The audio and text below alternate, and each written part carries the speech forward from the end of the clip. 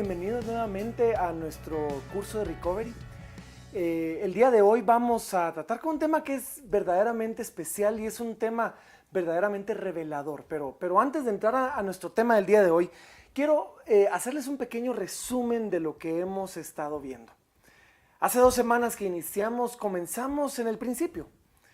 Y comenzamos viendo la visión que Dios tenía para nosotros y viendo el plan original de Dios para su creación. Vimos en el principio, vimos en la creación, cuál era la relación de Dios con el ser humano, pero sobre todo vimos que la creación nos revela, más que los días o más que la creación en sí misma, nos revela el carácter de Dios, nos revela quién es Dios y vemos nosotros a Dios revelado de 4 maneras. Lo vemos a Él revelado como un Dios bueno, que todo lo que hace es bueno. Lo vimos a Él revelado como un Dios presente. Él está allí, Él está presente en cada detalle de su creación. Él está involucrado en cada planta, en cada animal, en cada hoja. Él está involucrado, Él es un Dios presente. Vimos también a un Dios como el perfecto proveedor. Vimos que Él preparó la tierra, Él proveyó todo lo que el hombre necesitaba. Y la tierra tomó 6 días para estar lista, para que cuando el hombre viniera estuviera lista para el hombre. Y es porque Dios es el proveedor perfecto para nosotros. Y finalmente lo vimos a Él revelado como el protector perfecto, que aún antes de que el hombre pecara, Él ya había dado mandamientos al hombre, mandamientos para protegerlo, mandamientos para guardarlo. Y es que la ley y los mandamientos no son consecuencia del pecado, son parte de la protección perfecta que Dios nos da. Así que iniciamos eso hace 2 semanas y luego la semana pasada vimos nosotros acerca del pecado. Y dijimos que para diagnosticar cuál es el problema con la humanidad o para solucionar el problema con la humanidad, de primero necesitamos tener un diagnóstico correcto. Al igual que un médico que necesita un diagnóstico correcto, nosotros debemos diagnosticar correctamente cuál es el problema. Y el problema es el pecado. Y vimos en Génesis 3 y 4, cuando el pecado entra a la humanidad, y cómo el pecado precisamente quiere distorsionar el carácter de quién es Dios. En lugar de Dios ser un proveedor perfecto que nos dio todo lo que necesitamos, el diablo entra y comienza a tentar al hombre diciéndole: no, Dios no te dio todo lo que necesitabas, hay más. Sabe Dios que todavía hay más de lo que ya te reveló y tienta al hombre y nos distorsiona el carácter. Dios ya no es el proveedor perfecto, ahora es un aguafiestas celestial. Vimos que Dios ya no es el protector perfecto, Él ya no quiere lo mejor para el hombre, no. El diablo entra y distorsiona el carácter. Todo lo que el pecado hace es distorsionar el carácter de quién es Dios o la revelación de quién es Dios para el ser humano. Vimos que el engaño ha sido el mismo desde el principio y el pecado sobre todo, hace que quitemos nuestros ojos de Dios y los pongamos en nosotros mismos. Ya no estamos viendo la grandeza de Dios, ya no estamos con nuestra mirada puesta en Él, lo estamos haciendo en nuestra propia desnudez, en nuestra propia necesidad y en nuestros propios deseos. Y así que en medio de todo esto, desde la semana pasada comenzamos a ver algo maravilloso. Cuando el hombre peca, primero que todo es Dios. Es Dios el que toma la iniciativa, es Dios el que se acerca al hombre, es Dios el que toma y da ese primer paso y se acerca al hombre y va y lo busca aún en medio de su pecado. En lugar de ser el hombre el que busca a Dios, Dios lo busca al hombre y es Dios el que desde el principio y en ese momento da una provisión. Vuelve a ser el proveedor perfecto, que da una provisión perfecta para cubrir nuestro pecado y nos muestra un camino hecho por Él y no por nosotros. Vimos también a un Dios que aún inmediatamente cuando el hombre acababa de pecar, no llevaba, pero yo no sé, ni siquiera un par de minutos de haber pecado. Y Dios le revela que ya tenía un plan. Y vimos el protoevangelio en Génesis 3:15, donde Dios revela que iba a venir un hombre. Y ese hombre iba a traer la solución, iba a aplastar la cabeza de la serpiente, iba a aplastar la cabeza del diablo. Así que ya vimos el plan de Dios, ya vimos cuál es el problema y el día de hoy iniciamos nosotros a ver la solución a este problema del pecado. Ahora, aquí es donde nosotros nos diferenciamos de muchos programas de recovery. Muchos programas de recovery han sido creados y nos quieren pintar a un Dios o a un ser superior inclusivo, donde todos son bienvenidos, donde todo camino nos lleva a Roma, donde es un Dios como nosotros lo querramos concebir. Y aquí es donde partimos nosotros y nos diferenciamos de muchísimos programas de recovery. Porque muchos programas de recovery nos pintan a un Dios, a un ser superior, como nosotros lo concibamos, cualquier camino que querramos usar para llegar a Él. Y aquí, en esta solución, nosotros vemos lo que Jesús dice. Y Jesús nos habla de un solo camino y es un camino estrecho. Miren lo que dice, Mateo capítulo 7 y versículo 13 dice así: entrad por la puerta estrecha, porque ancha es la puerta y espacioso es el camino que lleva a la perdición, y muchos son los que entran por ella. Este es un texto duro. Y es un texto duro porque nos hace ver que la puerta es estrecha y el camino es angosto. Nos hace ver que no todos los caminos nos llevan a Dios. Nos hace ver que hay un camino y hay una solución. Y hoy queremos hablar precisamente de esta puerta angosta. Hoy queremos hablar de este camino estrecho. Hoy yo te quiero hablar de esta solución. Y es que esta solución es la misma que Dios pintó desde el principio, cuando Él prometió que iba a venir un hombre. Si vemos el Evangelio así en resumen, podemos ver que en el principio Dios crea al hombre, lo crea bueno, lo crea todo perfecto. Después entra el pecado a la humanidad que resulta ser el problema y fractura la humanidad, fractura y corrompe al mundo. Pero después vemos un plan de redención y eso es lo que iniciamos a nosotros a ver el día de hoy. Es un plan que Dios echó a andar desde el principio, desde la fundación del mundo, desde antes que creara la tierra. Y en sus tareas, en esta semana comenzamos a ver cómo el profeta Isaías describe de una manera tan increíble, siglos antes que pasara, la venida de Cristo. Vemos a ese hombre sufrido, vemos a ese hombre que da su vida en rescate por muchos. Y vemos cómo Isaías describe paso a paso a Jesús, como que si él lo hubiera podido ver y como que si él lo hubiera podido vivir. Y finalmente el plan o la redención va a terminar en la consumación, cuando todos seamos perfeccionados, cuando el Señor regrese y seamos transformados nosotros a un cuerpo incorruptible. Pero antes de hablar de eso, necesitamos hablar acerca del pecado y de qué es el pecado, cuál es la locura del pecado. Ahora, para hacerlo quiero comenzar a leer un pasaje, no un pasaje, sino una frase que la dijo el creador del programa de Alcohólicos Anónimos, el programa de los 12 pasos, describiendo el problema de la adicción que los alcohólicos tienen al alcohol, pero creo que nos es algo muy revelador, y la voy a leer así. Dice: los hombres y mujeres toman básicamente porque les gusta el efecto que el alcohol produce. La sensación, sin embargo, es tan huidiza que aunque admiten que es dañino, después de un tiempo no pueden diferenciar la verdad de la mentira. Para ellos, su vida alcohólica parece ser la única normal. Están inquietos, irritables y descontentos, a menos que puedan experimentar el sentido de tranquilidad y comodidad que viene inmediatamente al tomar un par de tragos. Tragos que ven a otros tomar impunemente.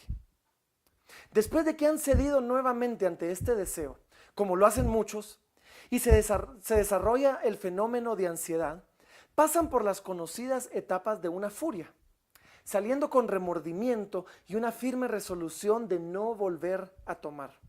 Esto es repetido una y otra vez, a menos que la persona pueda experimentar un cambio psíquico completo, hay poco chance de su recuperación.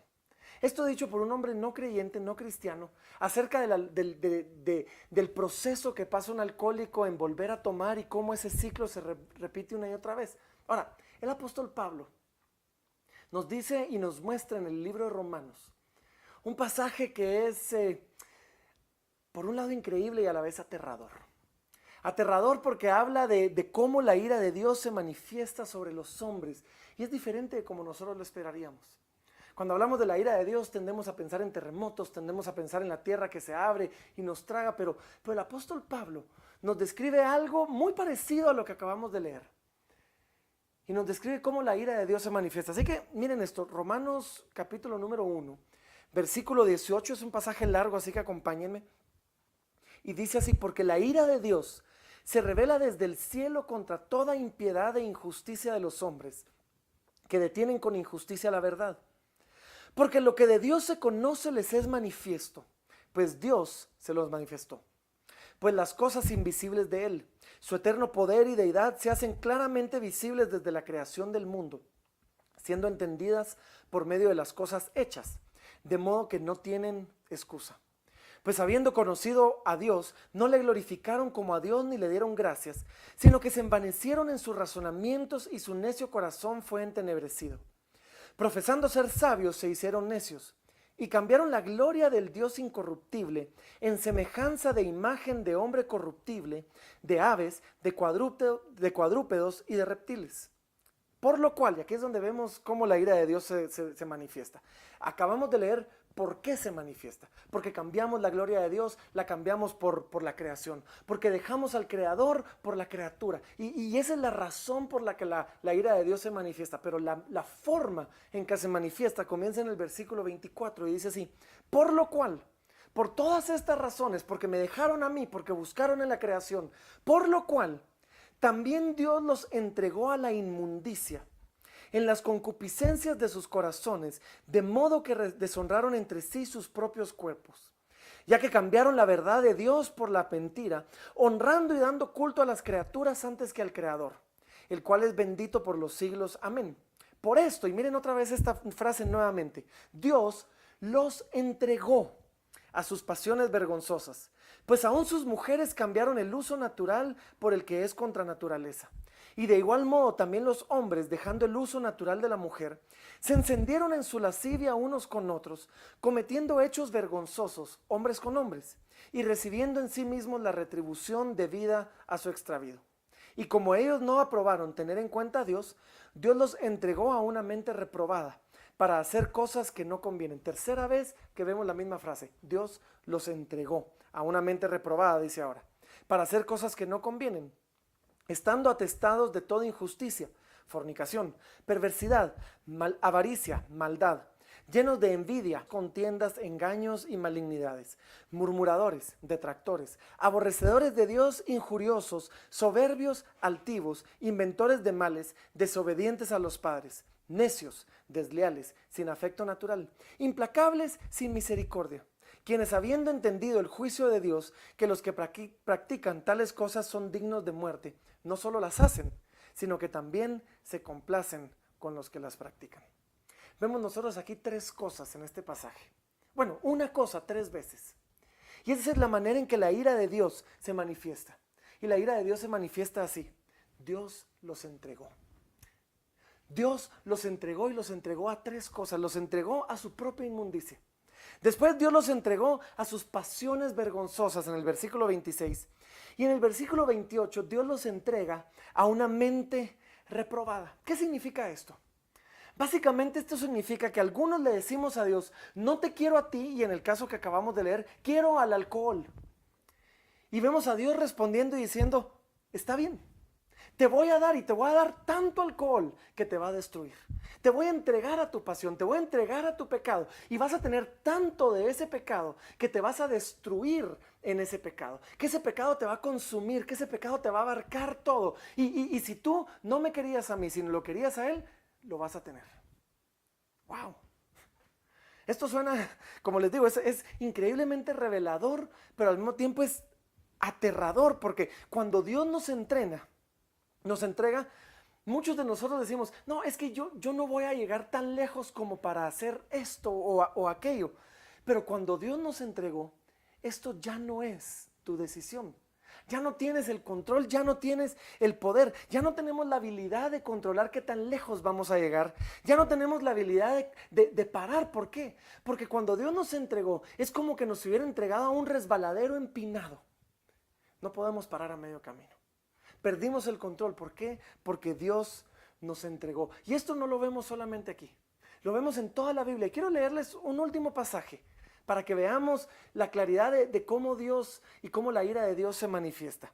Isaías capítulo 5 y versículo número 5 dice así: os mostraré pues ahora lo que haré yo a mi viña. Dios se lo va a hacer a su propia viña. Dice: le quitaré su vallado y será consumida, aportillaré su cerca y será hollada. Lo que está diciendo Dios es esto. Cuando nosotros deseamos a la criatura y no al creador, cuando nosotros buscamos en la creación y no en el Dios que creó las cosas, nuestra satisfacción, Dios nos entrega eso. Dios le quita la protección, le quita el vallado a su viña y dice será destruida. Le quita el vallado y será consumida. Dios nos entrega a nuestro pecado. Y esto lo podemos ver nosotros en lo que ahora ya se ha vuelto un poco famoso y lo conocemos como el ciclo de la locura o el ciclo del pecado.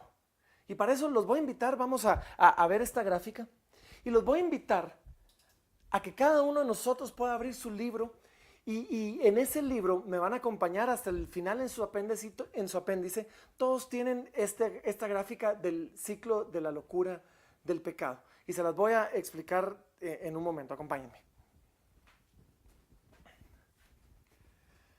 Ahora, ya con sus libros y con esta gráfica en mente, como les decía, veníamos hablando de que Dios nos entrega a nuestro pecado.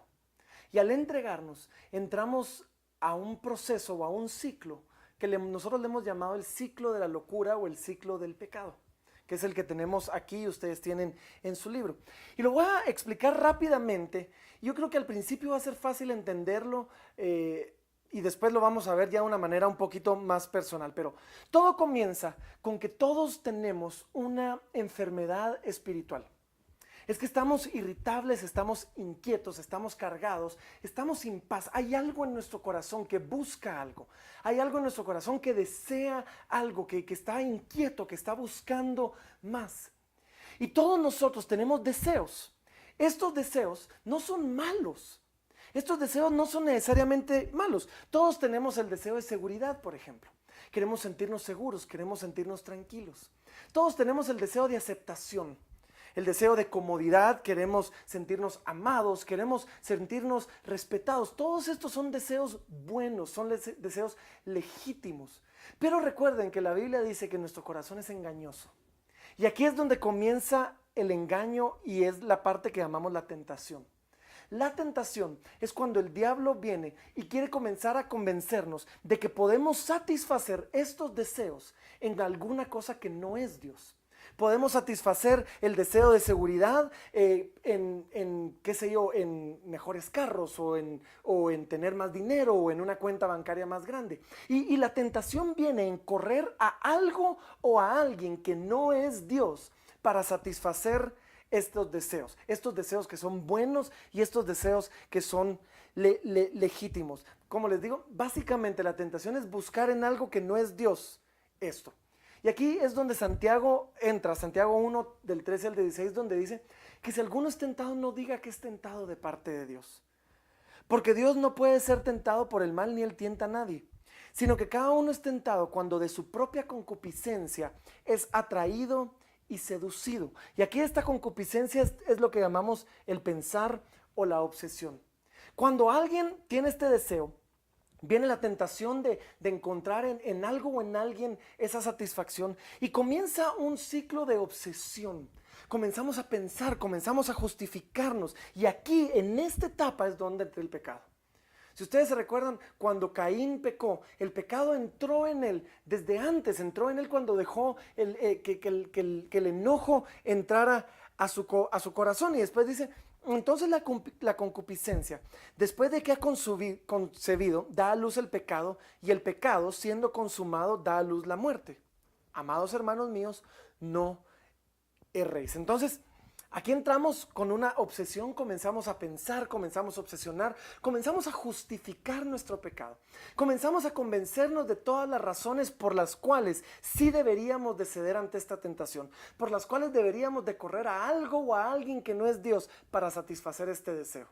Comenzamos a darnos cuerda. Y como les decía, aquí es donde entra el pecado, porque el pecado es algo del corazón. Sí, no se ha consumado. Sí, todavía no hemos actuado en pecado, pero ya el pecado entró en nuestro corazón. Hasta que llega un momento donde nos convencimos lo suficiente que damos ese último paso y actuamos en pecado. Ahora, dar este paso ya no es tan difícil, porque este proceso nos hace bajar desde un punto muy alto Y poco a poco vamos bajando. Y como decía un consejero bíblico, dice, el que cae en adulterio, el que cae en fornicación, el que cae en cualquier pecado, realmente no ha caído de muy alto. ¿Por qué? Porque venía desde hace tiempo cayendo, venía desde hace ratos jugando con ese pecado en su mente. Y a la hora de caer ya el paso fue pequeño, ya fue un paso pequeño. Y aquí finalmente damos ese paso. El pecado es consumado, aunque veníamos pecando desde el paso anterior. Esto es cuando finalmente cedemos ante el pecado. Finalmente tomamos el trago que no debíamos. Finalmente hacemos la llamada que sabíamos que no deberíamos de haber hecho. Finalmente fuimos al lugar que sabíamos que no teníamos que visitar. Damos ese paso. Hacemos esa llamada, tomamos ese trago, levantamos ese teléfono, corremos hacia algo, finalmente damos ese paso. Y una vez dimos ese paso, cualquier persona que ha caído en algún ciclo de pecado se da cuenta que una vez dio el primer paso y entonces viene lo que se llama una furia, o aquí le llamamos caída tras caída. Ya pequé una vez, bueno, una no es ninguna, ahora peco dos, peco tres, y entra una furia que puede durar un día, una semana, un mes, horas, minutos, qué sé yo, pero es una furia donde nos entregamos a ese pecado, nos entregamos a ese pecado y nos vamos con rienda suelta.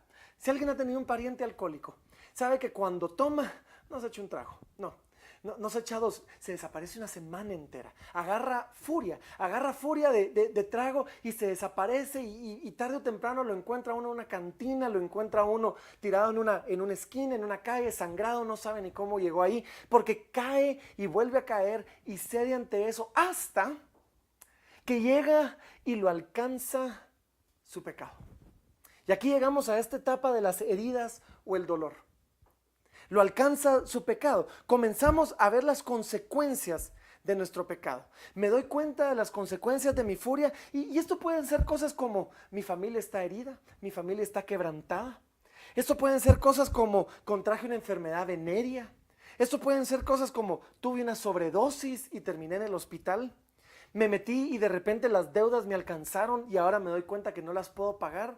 Me alcanza mi pecado, me alcanza las consecuencias de mi pecado. Y esas consecuencias me llevan a un remordimiento. Un remordimiento o un pesar donde estoy arrepentido, pero no estoy arrepentido porque pequé contra Dios. Estoy arrepentido porque me alcanzó mi pecado. Estoy arrepentido porque me dejó mi esposa. Estoy arrepentido porque me despidieron de mi trabajo. Estoy arrepentido porque ahora tengo tarjetas de crédito que no puedo pagar. Muchas veces este remordimiento es por las consecuencias del pecado y no por el pecado en sí misma. Y este me siento mal, este remordimiento me lleva a hacer una resolución, una determinación o una promesa.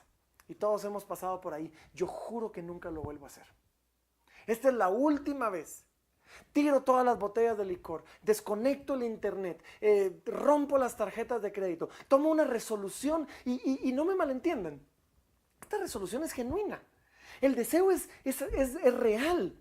La persona que ya llegó aquí verdaderamente no quiere volver a caer. Pero ¿cuál es el problema?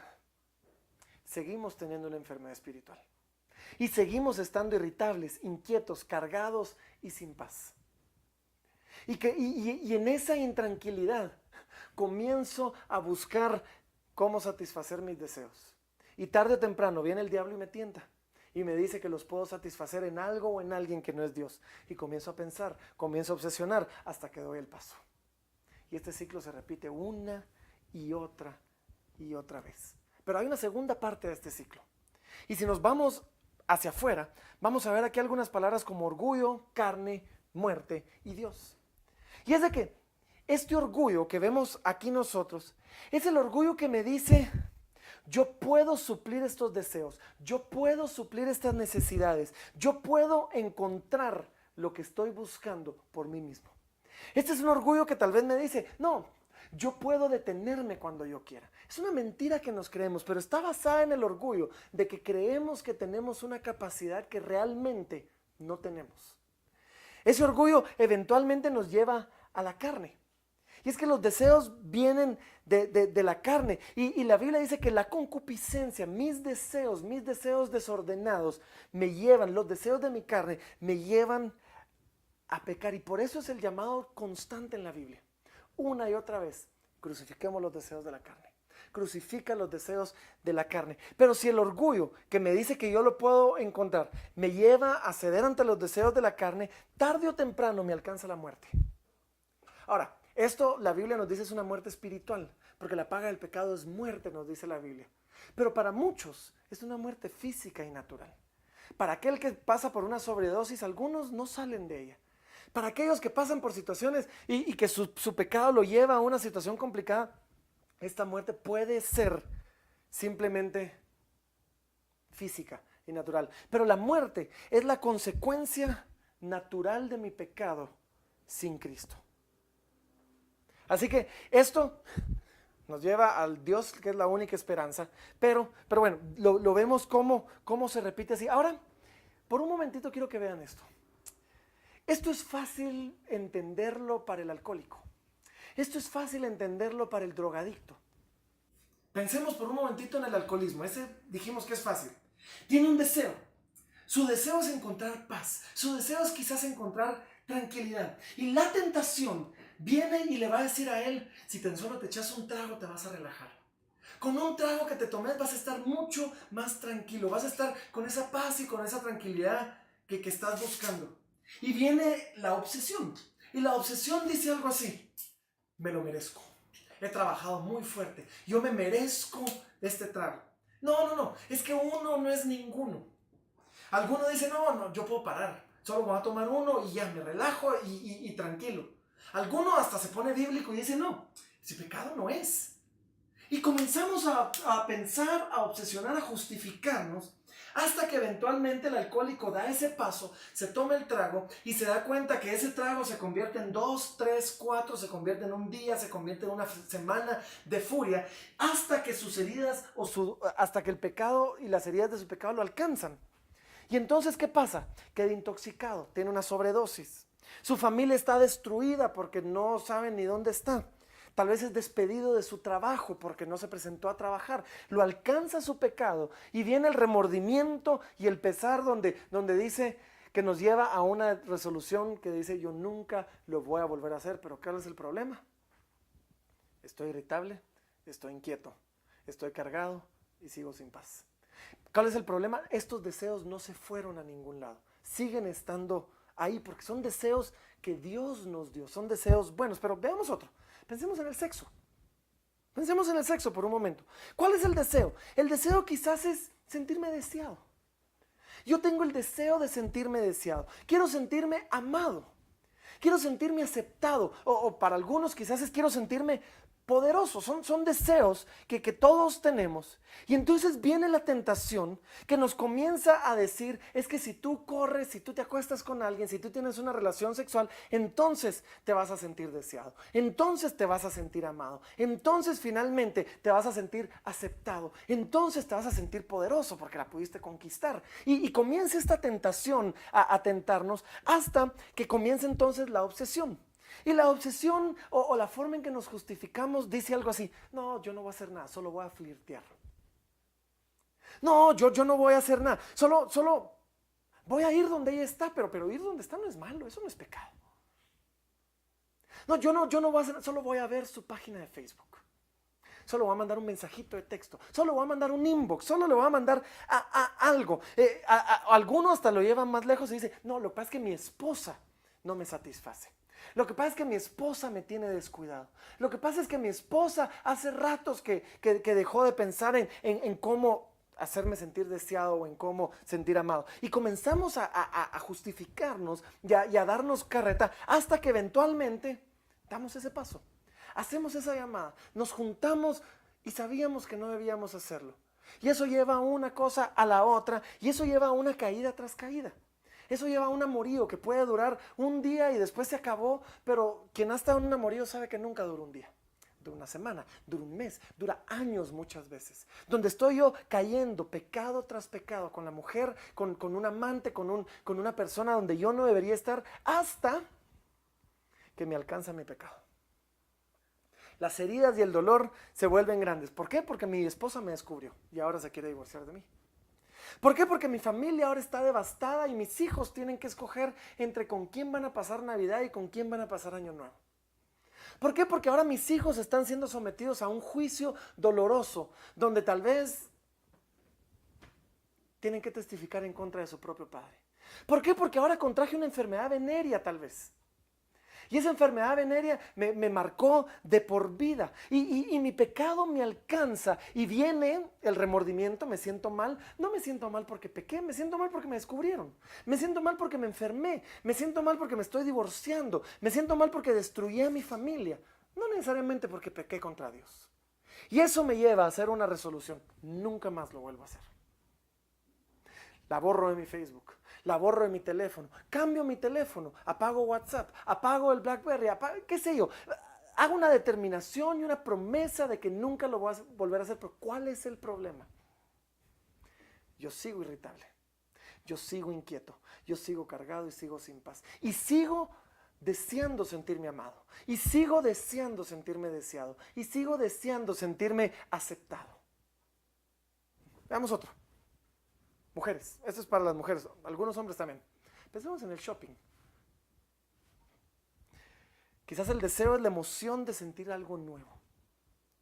La emoción de experimentar el tener algo nuevo. Quizás el deseo es sentir que me merezco algo. Quizás el deseo es tener. Es estar cómodo, es sentirme superior, es sentirme que puedo y que lo tengo. Y este deseo todos lo tenemos. Otra vez, estos son deseos que Dios nos dio, son deseos que Él puso en nuestro corazón. Pero ¿cuál es la tentación? La tentación es, tú te vas a sentir mejor si tan solo compraras la última bolsa, si tan solo compraras el último lipstick, si tan solo compraras el último iPad, si tan solo compraras algo. Y comienza entonces la obsesión. Y la obsesión dice algo así: yo me lo merezco. Si yo he trabajado mucho. O tal vez yo me lo merezco si atiendo a mi esposo que trabaja mucho. Yo me merezco darme gustos. ¿Sí? Los planes de pago son buenos. Comienzo a justificarme. No, tengo bisacuotas. Puedo pagarlo en 12 pagos sin interés. Esto es de Dios. Comenzamos a justificarnos y decimos cosas como, no, es que esto es justo, yo debería poder tener lo que alguien más tiene, yo debería poder tener todo lo que yo deseo. Y eso me lleva a que eventualmente doy ese paso, saco la tarjeta de crédito y comienzo a gastar lo que no debía. Y todos los que sufren por esto, saben de que cuando no compran una camisa, compran 20. ¿Por qué? Porque tienen su tarjeta de crédito y resulta que es platino y es ilimitada. Resulta que comienzan hasta que los alcanza su pecado. Los alcanza su pecado y ahora tengo deudas. Tengo deudas que no tengo cómo pagar. Ahora mi esposo está enojado conmigo porque resulta que endeudé a toda la familia. Ahora tengo culpabilidad porque yo salí comprando un montón de cosas y en la calle me topé a alguien que no tenía ni qué comer y eso me cayó en el corazón y me siento culpable. Y yo no sé, me alcanza mi pecado, me siento mal y hago la resolución y digo, nunca más, corto la tarjeta de crédito. Nunca más, hago un plan de pago y nunca más. Pero ¿cuál es el problema? Sigo estando irritable. Sigo estando inquieto, sigo estando cargado y sigo estando sin paz. ¿Por qué? Porque sigo teniendo deseos que no he podido satisfacer. Una más. Ahora le va a los hombres. Algunas mujeres también, pero particularmente a los hombres. Hablemos de la pornografía. Muchos tienen el deseo y lo que quieren es liberar tensión. Lo que quieren es distraerse. Quieren estar tranquilos, quieren distraerse, quieren liberar tensión, quieren deshacerse del estrés. Ese es su deseo, pero ¿cuál es la tentación? La tentación es esta.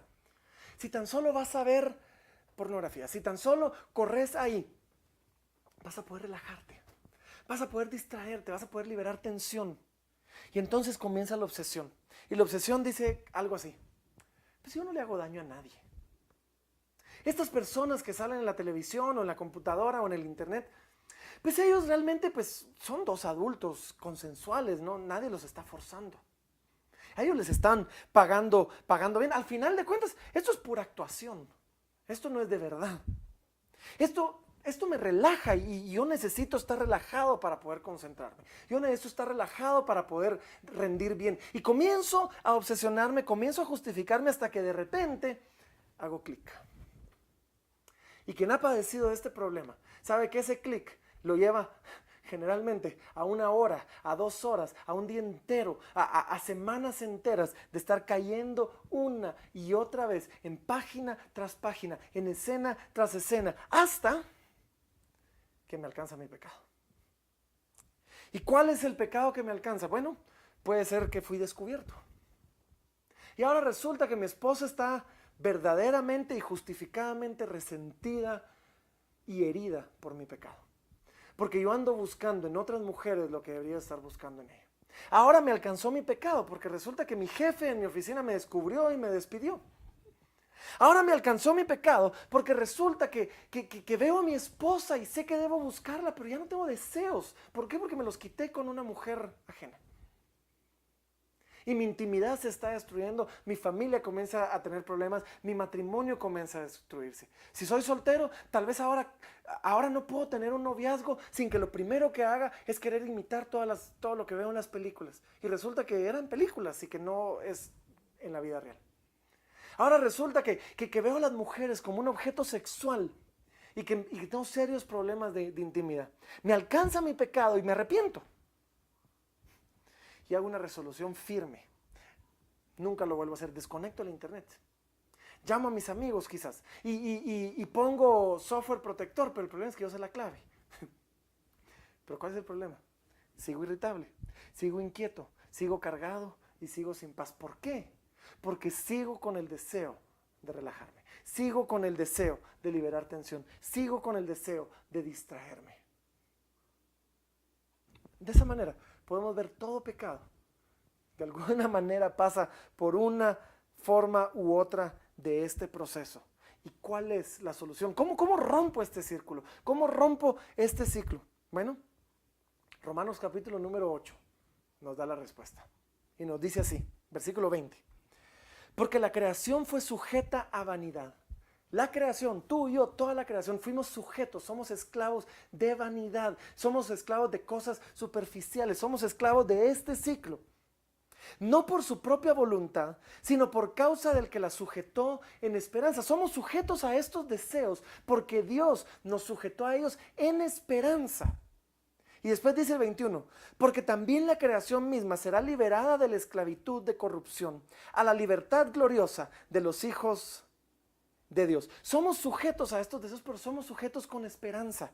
Con la esperanza que tenemos desde el día 1, desde el día que pecamos, desde el día que entró el pecado en el mundo, vino la esperanza de que iba a venir un hombre, Jesús, de que iba a venir un hombre que iba a traer libertad, que iba a apacharle la cabeza a la serpiente. Desde ese momento tenemos la esperanza de salir de esta esclavitud. ¿Hacia qué? Hacia ser hijos gloriosos de Dios, hacia la libertad de los hijos de Dios. ¿Y cómo somos liberados? Bueno, en sus tareas, esta semana estudiaron Isaías 52 e Isaías 53, la profecía del siervo sufrido. Y ahí nos dice una y otra vez que iba a ser un alguien, una persona que nos iba a traer libertad. Y ese alguien es Jesús, el verbo fue hecho carne y habitó entre nosotros. Dice el Evangelio de Juan. Y es que, ¿qué es lo que pasa? Jesús reescribió la historia de Adán. Quiero que vean esto, porque esto es lindo. Miren esto, el diablo tentó a Adán y Eva en el jardín y el diablo tentó a Jesús en el desierto. Ahora, Adán y Eva comieron de la manzana, Jesús no comió del pan. Adán y Eva desobedecieron a Dios por la oportunidad de ser como un Dios. Jesús, siendo igual a Dios, se humilló a sí mismo y obedeció a Dios y no al diablo, a pesar de que el diablo le iba a ofrecer todos los reinos de la tierra. Adán escuchó al diablo, Jesús escuchó a Dios. Adán falló, Jesús triunfó. En Cristo la historia de la humanidad se reescribe. Y en Cristo tenemos la esperanza nosotros de poder romper este ciclo de pecado. Y vimos nosotros en Romanos 5, que así como el pecado entró al mundo por un hombre y por el pecado la muerte, así la muerte pasó a todos los hombres por cuanto todos pecaron. Pues ante la ley había pecado en el mundo, pero donde no hay ley ni sin culpa de pecado. Versículo 14 dice, no obstante reinó la muerte desde Adán hasta Moisés, aun en los que no pecaron a la manera de la transgresión de Adán, el cual es figura del que había de venir. Pero el don no fue como la transgresión, porque si por la transgresión de aquel uno murieron muchos, abundaron mucho más para los muchos la gracia y el don de Dios por la gracia de un hombre, Jesucristo. Y con el don no sucede como en el caso de aquel uno que pecó, porque ciertamente el juicio vino a causa de un solo pecado para condenación, pero el regalo, a causa de muchas transgresiones para la justificación. Pues si por la transgresión de uno solo reinó la muerte, mucho más reinarán en vida por uno solo, Jesucristo, los que reciben la abundancia de la gracia y el don de la justicia. Así que como por la transgresión de uno vino la condenación a todos los hombres, de la misma manera por la justicia de uno vino a todos los hombres la justificación de la vida. ¿Qué es lo que hizo Jesús? Jesús vivió una vida perfecta y murió una muerte de pecador. Jesús tomó la paga del pecado y murió por nosotros. Jesús no merecía morir y tú y yo no merecíamos vivir.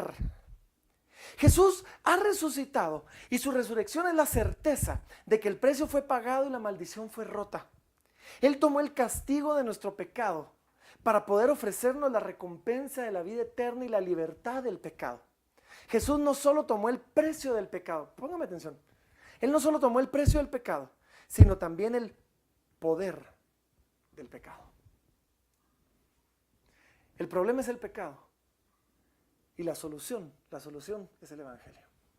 La solución es Jesucristo y por eso tenemos esta cruz, por eso tenemos el amor de Dios aquí en el centro de este ciclo de la locura. Y veamos una última vez este ciclo, pero veámoslo de la mano de Cristo, veámoslo con el Evangelio en el centro de nuestras vidas. ¿Y qué es lo que dice este ciclo?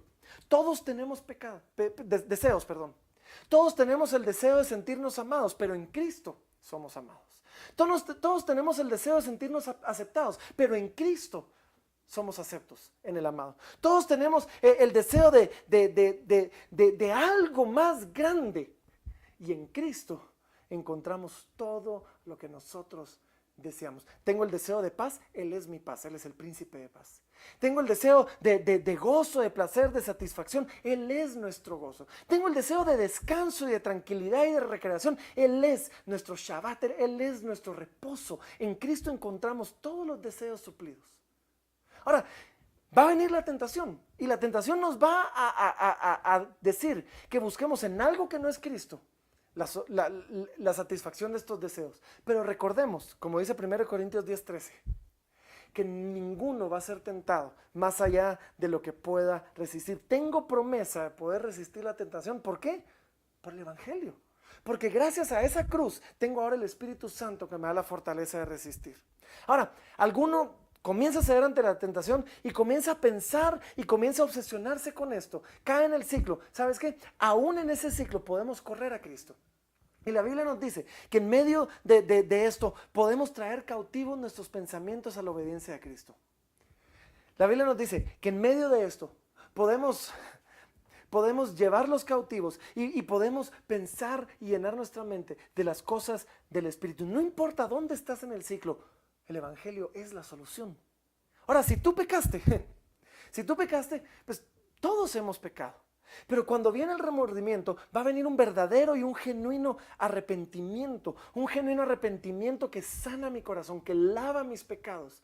Y la Biblia dice que si confesamos nuestros pecados, Él es fiel y justo para perdonar nuestros pecados y limpiarnos de toda maldad. Aún si tú ya pecaste, en esto tú puedes regresar al Evangelio. El Evangelio sigue siendo la solución para tu pecado. Ahora, ¿qué te quiero decir hoy? Seguimos viviendo en un mundo caído.